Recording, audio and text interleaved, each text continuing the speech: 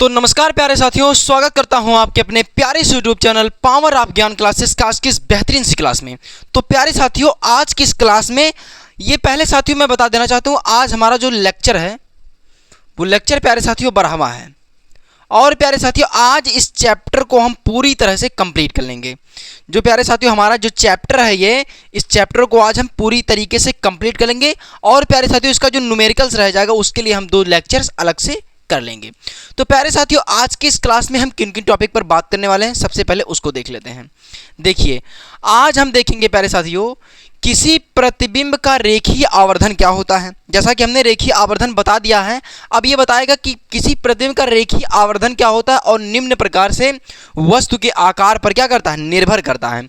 जो कि ये प्यारे साथियों ये हेडिंग नहीं है, बस वैसे हमने लिख दिया है कि इसको प्यारे साथियों इसी के बेसिस पर हम आपको भी बताएंगे। क्या है, किसी प्रतिबिंब का रेखीय आवर्धन निम्न प्रकार से वस्तु के क्या करता है, आकार पर निर्भर करता है। अब वो आकार पर कैसे निर्भर करता है, अभी हम उसको देखेंगे। उसके बाद प्यारे साथियों हम देखेंगे लेंस के लिए आवर्धन क्या होता है। हमने दर्पण के लिए आवर्धन कर लिया है। क्या कर लिया है, हमने दर्पण के लिए आवर्धन कर लिया है।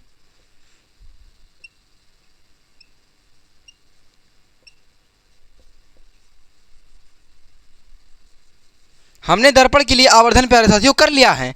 हम आज देखेंगे लेंस के लिए आवर्धन क्या होता है। उसके बाद हम देखेंगे प्यारे साथियों दर्पणों का उपयोग क्या होता है। मतलब ये अवतल दर्पण और उत्तल दर्पण का इसका वाकई में उपयोग कहाँ होता है उसको हम देखेंगे। तो प्यारे साथियों, सबसे पहले हम देखते हैं किसी प्रतिबिंब का जो रेखीय आवर्धन होता है वो निम्न प्रकार से वस्तु की आकार पर निर्भर करता है। तो प्यारे साथियों, हम देख रहे हैं किसी प्रतिबिंब का रेखीय आवर्धन निम्न प्रकार से क्या होता है, वस्तु के आकार पर निर्भर करती है। लेकिन उससे पहले प्यारे साथियों यहां पर एक नोट डाल करके एक चीज लिख लीजिएगा। क्या लिख लेंगे, जो मुख्य अक्ष के ऊपर की लंबाई होती है प्यारे साथियों वो पॉजिटिव होती है। क्या होती है, मुख्य अक्ष के ऊपर की लंबाई मुख्य अक्ष के ऊपर की लंबाई, जैसे मान लीजिए प्यारे साथियों ये मुख्य अक्ष है, ये क्या है, मुख्य अक्ष है। इसके ऊपर की जो लंबाई अगर हम इधर मापेंगे तो हमने आपको प्यारे साथियों बताया था ये एक्स अक्ष है, ये वाई अक्ष है। तो प्यारे साथियों जो हम इसके ऊपर अगर दूरी मापेंगे तो ये होगी क्या, पॉजिटिव। ये क्या होगी, पॉजिटिव। और अगर इसी मुख्य अक्ष के हम प्यारे साथियों नीचे दूरी मापेंगे तो ये होगी क्या, निगेटिव। ये बात प्यारे साथियों मैं आपको बता चुका हूं, लेकिन प्यारे साथियों यहां पर टॉपिक था इसलिए मैं बता रहा हूं। तो क्या है, मुख्य अक्ष के ऊपर की लंबाई क्या होगी, पॉजिटिव होगी। मुख्य अक्ष के ऊपर की लंबाई प्यारे साथियों क्या होगी, पॉजिटिव होगी। लेकिन अगर मुख्य अक्ष के नीचे की लंबाई की बात करें, क्या है, मुख्य अक्ष के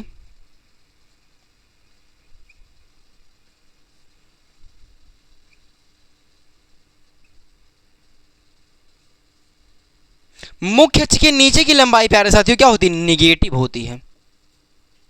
क्या होती है, निगेटिव होती है। निगेटिव क्यों होती है, देखिए, क्योंकि प्यारे साथियों हमने आपको बता चुका, मान लीजिए कार्तीय तल है। ये क्या होता है, कार्तीय तल होता है या निर्देशांक तल होता है। तो निर्देशांक तल के जब हम ऊपर जाते हैं, नहीं वाई अक्ष पर जाते हैं, ये प्यारे साथियों वाई अक्ष है, जब हम इसके वाई अक्ष पर जाते हैं तो दूरी हमें मिलती है पॉजिटिव। लेकिन अगर उसके हम नीचे जाते हैं तो दूरी मिली है हमसे क्या मिलती है, दूरी हमें मिलती है प्यारे साथियों निगेटिव। और अगर इसके हम दाहिनी ओर जाते हैं तो दूरी मिलती है हमें क्या, दूरी हमें मिलती है प्यारे साथियों पॉजिटिव। अगर इसके हम इस तरफ आते हैं तो दूरी मिलती है हमें नेगेटिव। सारा कॉन्सेप्ट प्यारे साथियों यहां पर क्या है, निर्देशांक तल का है। अब क्या है, यहां पर क्या रखा है कि किसी प्रतिबिंब का जो रेखीय आवर्धन होता है वो निम्न प्रकार से वस्तु के आकार पर निर्भर करता है। तो यहां पर लिखिएगा यदि, इसके नीचे प्यारे साथियों आप लिखिएगा, यहां पर मैं लिख रहा हूं, देखिए यहां पर लिखिएगा यदि, यदि करके लिखिएगा प्यारे साथियों। यदि जो आवर्धन होगा, क्या होगा, आवर्धन को हम यम से लिखते हैं।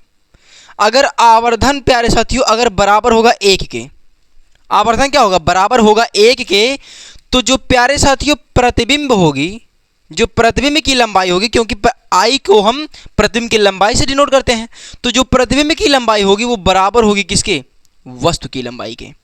ध्यान दीजिएगा यहाँ पर प्यारे साथियों, अगर आवर्धन बराबर होगा 1 के तो जो प्रतिबिंब की लंबाई हो वो बराबर होगी किसके? वस्तु की लंबाई के।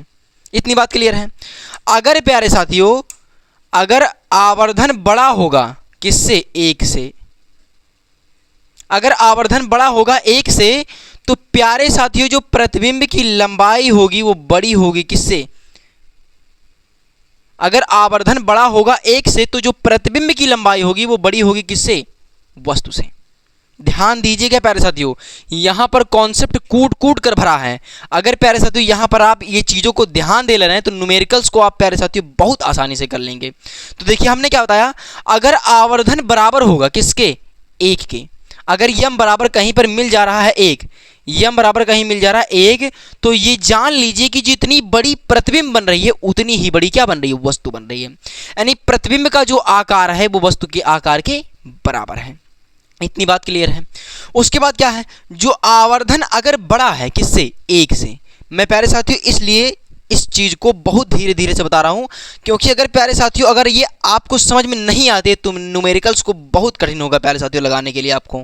देखिए क्या है, अगर आवर्धन बड़ा होगा किससे? 1 से। अगर आवर्धन बड़ा है 1 से तो जो प्रतिबिंब होगी प्यारे साथियों वो भी बड़ी होगी किससे? वस्तु से। यानी प्रतिबिंब का आकार जो होगा बड़ा होगा किससे? वस्तु के आकार से। अब देखिए, अगर मान लीजिए अगर आवर्धन छोटा है, आवर्धन छोटा है 1 से, आवर्धन क्या है? छोटा है 1 से, तो प्यारे साथियों जो प्रतिबिंब बनेगी वो भी क्या होगी? छोटी होगी वस्तु से। यानी यहां पर जो है आवर्धन बड़ा हो किससे? यानी आवर्धन यहां पर बड़ा हो 1 से तो वस्तु जो प्रतिबिंब बनेगी वो बड़ी होगी किससे? वस्तु से। लेकिन यहां पर अगर आवर्धन छोटा हो 1 से, आवर्धन क्या हो प्यारे साथियों? आवर्धन छोटा हो 1 से।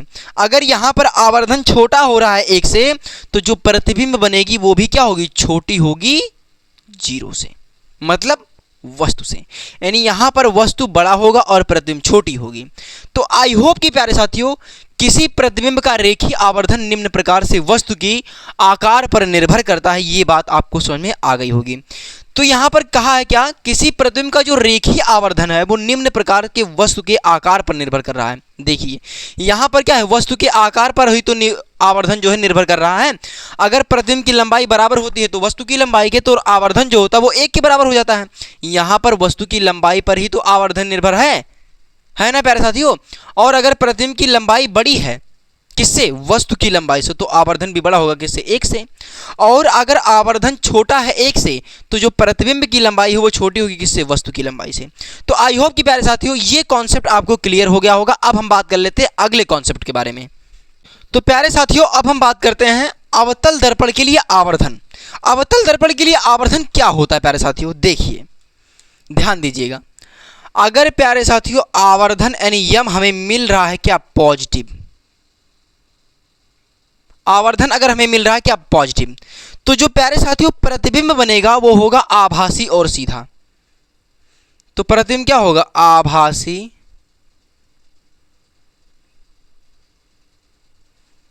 व सीधा। आभासी व सीधा।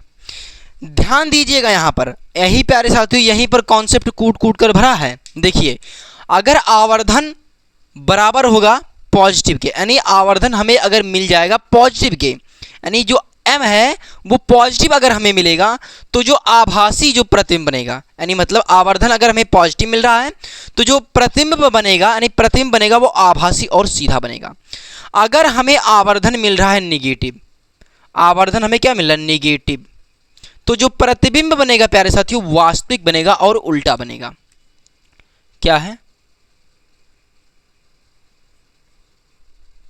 वास्तविक व उल्टा। क्या समझे? देखिए अगर आवर्धन जो है पॉजिटिव मिल रहा है यानी प्लस मिल रहा है आवर्धन, तो जो आभासी प्रतिबिंब वह सीधा प्रतिबिंब बनाएगा। लेकिन अगर आवर्धन हमें नेगेटिव मिल रहा है तो ये जो बनेगा वास्तविक व उल्टा प्रतिबिंब बनेगा। ये तो हमने बात कर लिया अवतल दर्पण के लिए। अब बात करते हैं प्यारे साथियों उत्तल दर्पण के लिए।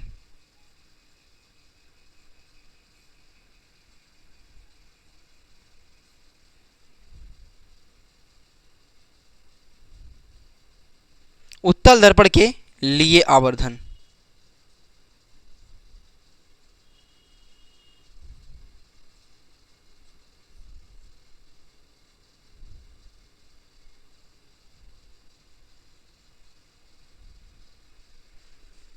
क्या है? उत्तल दर्पण के लिए आवर्धन।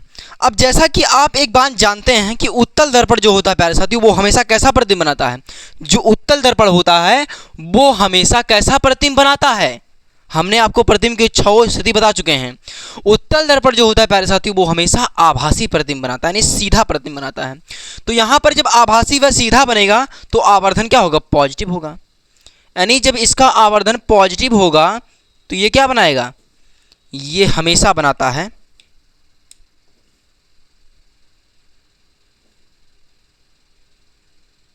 हमेशा क्या बनाएगा? आभासी व सीधा।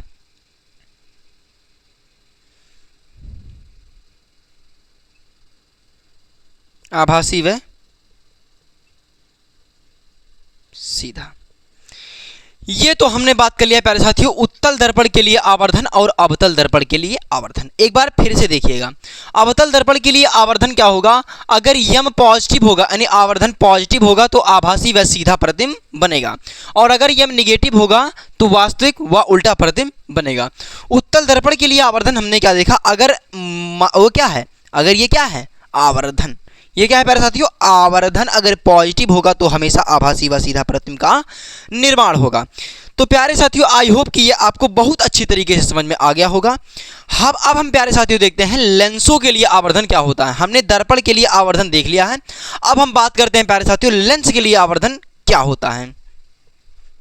तो साथियों अब बात करता हूं लेंस के लिए आवर्धन। लेंस के लिए आवर्धन क्या होता है?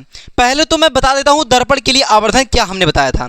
दर्पण के लिए हमने बताया था आवर्धन जो होता है यम बराबर होता है प्रतिबिंब की लंबाई बटे वस्तु की लंबाई, और हमने क्या बताया था? जो यम बराबर होता है वो माइनस का बी बटे यू होता है। यह हमने आपको बताया था दर्पण के लिए। ये किसके लिए बताया था? दर्पण के लिए। लेकिन प्यारे साथियों जो लेंस के लिए आवर्धन क्या होगा? देखिए जो दर्पण का आवर्धन है यानी यम बराबर होता है आई बटे ओ, ये तो रहेगा सेम, यानी यम बराबर होता है आई बटे, यानी जो प्रतिबिंब की लंबाई है और वस्तु की लंबाई के अनुपात को हम रेखीय आवर्धन कहते हैं। यहां पर क्या है? वही लेंस का आवर्धन होगा। लेकिन बात आती है जो यम बराबर होता है प्यारे साथियों, यहां पर केवल और केवल वी बटे यू होता है। यहाँ पर प्यारे साथियों क्या है? ये माइनस नहीं रहता है। ये जो माइनस है प्यारे साथियों ये दर्पण के लिए केवल है। अगर आप लेंस का आवर्धन कभी भी निकालेंगे तो v क्या रखेंगे? पॉजिटिव रखेंगे। अगर v का मान निगेटिव रहेगा, अगर v का मान क्या रहेगा? निगेटिव रहेगा, तब आप प्यारे साथियों यहाँ पर v का मान निगेटिव रख सकते हैं, क्योंकि v प्यारे साथियों कभी निगेटिव बनता है कभी पॉजिटिव बनता है। तो यहाँ पर उस स्थिति में आप यहाँ पर माइनस रखेंगे, लेकिन पहले से ही माइनस v के आगे नहीं लगा होगा। आई होप कि ये बात आपको समझ आ गई होगी। तो प्यारे साथियों अर्थात हम लिख सकते हैं इसको, अर्थात जो यम होता है वो बराबर है किसके? आई बटे ओ के। इतनी बात क्लियर है। तो प्यारे साथियों जो ये जो क्या होगा? वी बटे यू, ये भी क्या होगा? बराबर होगा। ये भी क्या होगा? वी के क्या होगा? बराबर होगा। अगर जब ये इसके बराबर है और ये इसके बराबर है तो मतलब ये वाला इसके बराबर होगा और ये वाला इसके बराबर होगा, तो ये दोनों भी क्या होंगे? आपस में बराबर होंगे। आई बटे ओ बराबर होगा वी बटे यू के। क्या होगा? वी बटे यू के। लेकिन प्यारे साथियों इस कॉन्सेप्ट का यूज अभी हम यहां पर नहीं कर सकते। इसका यूज प्यारे साथियों हम जब न्यूमेरिकल्स लगाएंगे तब करेंगे। तो देखिए यहां पर लेंस के लिए आवर्धन क्या देखा? जो m है वो बराबर होगा प्रतिबिंब की लंबाई और वस्तु की लंबाई के अनुपात को हम रेखीय आवर्धन कहते हैं। ये लेंस का आवर्धन हो गया। उसके बाद प्यारे साथियों जो m है वो बराबर होगा b बटे यू के, लेकिन दर्पण में हमने देखा था माइनस का b बटे यू था। ये प्यारे साथियों आप ध्यान रखिएगा, कहीं कहीं ऐसी गलती हो जाती है, ये वाली गलती। हम लेंस में भी यहाँ पर माइनस लगाकर सवाल हल करते हैं और आंसर नहीं आता है, जो कि पेपर में हमारा गलत हो जाता है। तो देखिए यहाँ पर जब भी लेंस के लिए आवर्धन होगा तो यहाँ पर माइनस नहीं लगाएंगे, लेकिन जब दर्पण के लिए आवर्धन होगा तो v के आगे माइनस लगाएंगे। तो प्यारे साथियों जो हमने देखा है यम बराबर आई बटे ओ, यम बराबर वी बटे यू, तो क्या होगा? यम बराबर होगा आई बटे ओ और वी बटे यू के। तो प्यारे साथियों इसको आप दोनों को बराबर कर सकते हैं। मैं ये नहीं कह रहा कि मत करिए, इसको प्यारे साथियों आप बराबर कर लीजिएगा। प्यारे साथियों जब मैं न्यूमेरिकल्स बताऊंगा तो इस चीज़ को आप बहुत अच्छी तरीके से समझेंगे। तो आई होप कि प्यारे साथियों लेंस के लिए जो आवर्धन है आपको बहुत अच्छी तरीके से समझ में आ गया होगा। अब हम बात कर लेते हैं दर्पणों का उपयोग कहाँ कहाँ पर होता है, उसको हम देख लेते हैं। तो प्यारे साथियों दर्पणों को उपयोग में हम देखते हैं उत्तल दर्पण का उपयोग कहाँ होता है, ये नहीं तो प्यारे साथियों अवतल दर्पण, यहाँ पर क्या है अवतल दर्पण। अवतल दर्पण का उपयोग हम कहाँ करते हैं, देखिए अवतल दर्पण का उपयोग क्या होता है, बड़ी फोकस दूरी तथा बड़े द्वारक के अवतल दर्पण का जो उपयोग होता है वो दाढ़ी बनाने में होता है। क्या है, अवतल दर्पण का उपयोग दाढ़ी बनाने में होता है। एक बात आप जानते हैं कि अवतल दर्पण जो होता है वो हमेशा कैसा प्रतिबिंब बनाता है, अवतल दर्पण हमेशा बड़ा प्रतिबिंब बनाता है, ये बात आप जानते हैं। क्योंकि दर्पण के जो 6 स्थिति बनने के नियम है उसमें हमने बताया है अवतल दर्पण जो होता है 6 स्थिति में क्या होता है, वो बड़ा प्रतिबिंब बनाता है। तो देखिए क्या है, जो दाढ़ी बनाने में किया था। अब प्यारे साथियों आप अगर दाढ़ी बनाने के लिए कैसे उपयोग किया जाता है इसका, दाढ़ी होता है छोटा छोटा और उसका बड़ा प्रतिबिंब प्राप्त करने के लिए क्या होता है अवतल दर्पण का उपयोग किया जाता है, जिससे वह दाढ़ी क्या हो बड़ा बड़ा दिखाई दे, इसलिए अवतल दर्पण का उपयोग किया जाता है। दूसरी बात क्या है, छोटे अक्षरों को पढ़ने के लिए अवतल दर्पण तथा दांत विशेषज्ञ जो होते हैं अवतल दर्पण का उपयोग करते हैं। अब जो प्यारे साथियों छोटा अक्षर होता है, मान लीजिए प्यारे साथियों ये हम क्या है यहाँ पर प्यारे साथियों कोई बताने के लिए मान लीजिए हम इसको ले लेते हैं। जैसे देखिए यहाँ पर क्या है, ये मान लीजिए है छोटा अक्षर, यहाँ पर क्या है छोटा अक्षर लिखा है, देखिए यहाँ पर छोटा अक्षर लिखा है। अब प्यारे साथियों ये छोटा अक्षर हमें दिखाई नहीं दे रहा है, अब इस दिखाई नहीं दे रहा तो इसको दिखने के लिए हम क्या करेंगे अवतल दर्पण का उपयोग करेंगे। तो जब प्यारे साथियों अवतल दर्पण का उपयोग करेंगे तो वस्तु हमें क्या होगा बड़ा बड़ा दिखाई देने लगेगा। जैसे उसके बाद क्या है, दांत विशेषज्ञ जो होते हैं अवतल दर्पण का उपयोग करते हैं। दांत विशेषज्ञ अवतल दर्पण का उपयोग कैसे करते हैं, देखिए प्यारे साथियों जो हमारा दांत होता है वो बहुत गहराई अंदर मुंह में होता है। अब प्यारे साथियों उसका बड़ा प्रतिबिंब प्राप्त करने के लिए हम क्या करेंगे अवतल दर्पण का उपयोग करेंगे।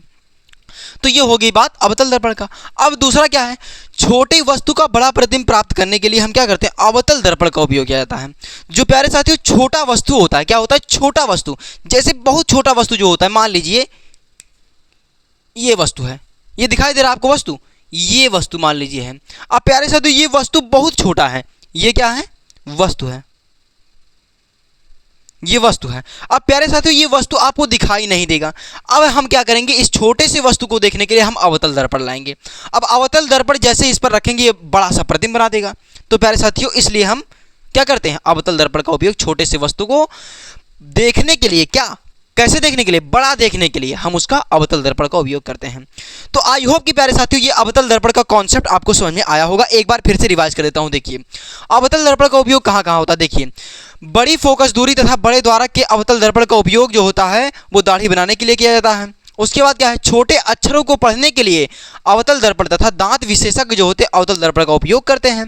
उसके बाद किसी छोटे से वस्तु का जो है बड़ा प्रतिबिंब प्राप्त करने के लिए अवतल दर्पण का उपयोग किया जाता है। आई होप कि आपको यह अवतल दर्पण का कॉन्सेप्ट समझ में आ गया होगा। अब हम बात कर लेते हैं उत्तल दर्पण के लिए। तो प्यारे साथियों अब हम बात कर लेते हैं उत्तल दर्पण का उपयोग कहाँ होता है। देखिए उत्तल दर्पण का उपयोग प्यारे साथियों कुछ खास स्थानों पर होता है। देखिए कहाँ होता है, उत्तल दर्पण का उपयोग स्कूटर, मोटर बाइक या मोटर कारों यानी स्कूटर का देखिए उत्तल दर्पण का उपयोग होता है स्कूटर में, मोटर कारों आदि वाहनों में साइड मिरर के रूप में किया जाता है, जिससे पीछे की ओर के काफ़ी बड़े क्षेत्र को, जो पीछे की ओर प्यारे साथियों क्या होता है काफ़ी बड़ा क्षेत्र होता है, वो क्या होता है क्षेत्र का स्पष्ट व सीधा दिखाई देता है। मतलब मान लीजिए मैं हूँ स्कूटर, मान लीजिए प्यारे साथियों मैं हूँ स्कूटर, अब मान लीजिए मैं हूँ स्कूटर, ये इसका क्या है, ये इसका साइड मिरर है। अब प्यारे साथियों जो इसका साइड मिरर है वो मान लीजिए हम पीछे की वस्तु को कैसे देखते हैं, यहाँ पर साइड मिरर में देखते हैं। अब प्यारे साथियों मान लीजिए पीछे से क्या आ रही है, कोई ट्रक आ रहा है। अब ट्रक तो प्यारे साथियों बहुत बड़ा होता है, ट्रक क्या होता है बहुत बड़ा होता है। अब प्यारे साथियों बहुत बड़े ट्रक का इस छोटे से मान लीजिए दर्पण है, इस छोटे से दर्पण में हम कैसा उसका प्रतिबिंब बनाएंगे। तो प्यारे साथियों उत्तल दर्पण की एक खास बात हम जानते हैं कि उत्तल दर्पण छोटा प्रतिबिंब बनाने के लिए क्या होता है माहिर होता है। अब प्यारे साथियों बहुत बड़ा जो ट्रक है वो उत्तल दर्पण क्या होगा उसको छोटा प्रतिबिंब बना देगा, उत्तल दर्पण क्या बना देगा छोटा प्रतिबिंब बना देगा, जिससे वह बड़ा सा ट्रक उस छोटे से दर्पण में दिखाई देगा और जिससे आप प्यारे साथियों आप साइड हो जाएंगे। इसलिए स्कूटर कारों आदि वाहनों में क्या होता है साइड मिरर के रूप में उत्तल दर्पण का उपयोग होता है। आई होप कि आपको उत्तल दर्पण की ये पहली पॉइंट समझ में आ गई होगी। दूसरी पॉइंट क्या कह रही है? दूसरी पॉइंट कह रही है उत्तल दर्पण का उपयोग बड़े सी वस्तु का, जो उत्तल दर्पण होता है प्यारे साथियों, वो इतना बड़ा जो वस्तु होता है उसका छोटा सा प्रतिबिंब बनाता है। उत्तल दर्पण क्या होता है? उत्तल दर्पण का उपयोग बड़े सी वस्तु का, जो बड़ा सा वस्तु होता है प्यारे साथियों, उसको छोटा प्रतिबिंब प्राप्त करने के लिए क्या था? उत्तल दर्पण का उपयोग किया जाता है। तो आई होप कि प्यारे साथियों ये उत्तल दर्पण का उपयोग जो है आपको बहुत अच्छी तरीके से समझ में आ गया होगा। अब इसके हम एक बार रिवाइज कर लेते हैं। देखिए, उत्तल दर्पण का उपयोग स्कूटर, मोटर कारों आदि वाहनों में क्या होता है? दर्पण के रूप में किया जाता है, जिससे पीछे की ओर के काफी बड़े क्षेत्र का जो स्पष्ट होता है वो सीधा प्रतिबिंब दिखा सके। उसके बाद क्या है? उत्तल दर्पण का उपयोग बड़े से वस्तु का छोटा प्रतिबिंब प्राप्त करने के लिए उत्तल दर्पण का उपयोग किया जाता है। तो आई होप कि प्यारे साथियों ये कॉन्सेप्ट आपको समझ में आ गया होगा। आज हमारा जो चैप्टर है वो पूरी तरीके से कंप्लीट होता है। अब इसके बाद करते हैं न्यूमेरिकल्स के बारे में। न्यूमेरिकल प्यारे साथियों, जो न्यूमेरिकल है प्यारे साथियों, ये भी हम करवाएंगे, जो कि प्यारे साथियों लगभग में न्यूमेरिकल्स जो है 2 लेक्चर में लग सकता है। हमने आपको पढ़ा दिया है लेक्चर कितना? 12 लेक्चर में प्यारे साथियों जो हमने पढ़ाया है उसमें एक भी आपके सिलेबस से ना तो बाहर है ना तो अंदर है। जितना प्यारे साथियों हमारे सिलेबस में है उतना चीज़ें मैं आपको पढ़ा चुका हूँ बहुत अच्छी तरीके से। तो आई होप कि प्यारे साथियों मैं उम्मीद करता हूं कि आप ये 12 लेक्चर को आप बहुत अच्छी तरीके से देखे होंगे। अगर प्यारे साथियों ये 12 लेक्चर्स को आप देखे होंगे तो पेपर में इसके बाहर कुछ आ नहीं सकता, ये मैं गारंटी देता हूं। देखिए, इसमें मैं न्यूमेरिकल्स 2 लेक्चर में लगभग ये न्यूमेरिकल्स का जो 2 लेक्चर लग सकता है। न्यूमेरिकल्स का क्या है? 2 लेक्चर लग सकता है। तो प्यारे साथियों 12 और 2 14 लेक्चर हो सकते हैं इस चैप्टर के। मैं ये गारंटी नहीं दे रहा हूँ कि 2 ही लेक्चर में कराऊंगा। अगर और लेक्चर्स लगेंगे प्यारे साथियों तो और लेक्चर मैं बता दूंगा। लेकिन फिलहाल अभी मैं न्यूमेरिकल्स को बहुत ज़्यादा नहीं कराऊंगा। न्यूमेरिकल्स को मैं इतना कराऊंगा जितना आपके लिए सही हो, क्योंकि प्यारे साथियों एक ही बार मैं आपको सब दे दूंगा तो आप उस बोझ को सह नहीं पाएंगे। देखिए, मैं 2 लेक्चर में लगभग बता रहा हूँ, 2 लेक्चर में मैं न्यूमेरिकल्स को खत्म कर दूंगा। तो प्यारे साथियों एक में जो रहेगा दर्पण पर आधारित और एक पर रहेगा लेंस, यानी दर्पण और लेंस का एक में रहेगा और अपवर्तनांक का प्यारे साथियों एक अलग से रहेगा। तो प्यारे साथियों आपकी यह क्लास आज को बहुत अच्छी लगी होगी। अगर प्यारे साथियों यह क्लास अच्छी लगी है तो अपने दोस्तों के साथ शेयर जरूर कीजिएगा और प्यारे साथियों बहुत अच्छी तरीके से पढ़ाई आप करते रहें, ठीक है। अगर प्यारे साथियों आप बहुत अच्छी तरीके से पढ़ाई करेंगे तो आपका फ्यूचर भविष्य में बहुत अच्छा होगा। अगर आप बहुत अच्छी तरीके से मेहनत नहीं करेंगे तो फ्यूचर प्यारे साथियों बहुत बेकार होगा।